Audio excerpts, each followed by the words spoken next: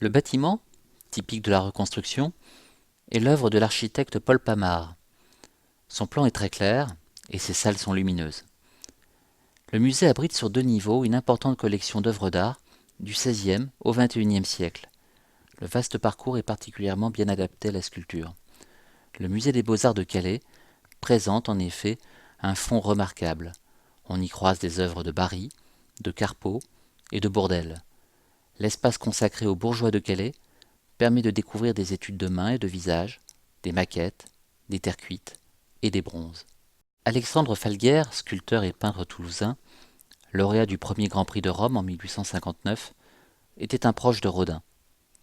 De la main de cet artiste, le musée des Beaux-Arts de Calais abrite un exemplaire unique, en plâtre, intitulé Combat de Bacchante. Georges Lafenestre, conservateur au Louvre et contributeur de la Revue des Deux Mondes, critiquait vertement le groupe sculpté exposé au salon de 1886. Voici ce qu'il en disait.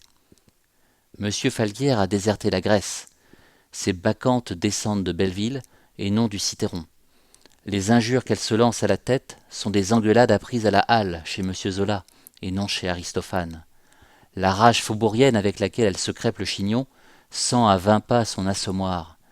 D'où vient chez un artiste si bien doué cet accès furieux de réalisme à outrance et cet amour inattendu de grossièreté? Les bacchantes n'ont jamais été fondues en bronze, elles sont longtemps restées enfermées dans une réserve avant d'être transférées à Calais. On les regarde d'un œil très différent aujourd'hui.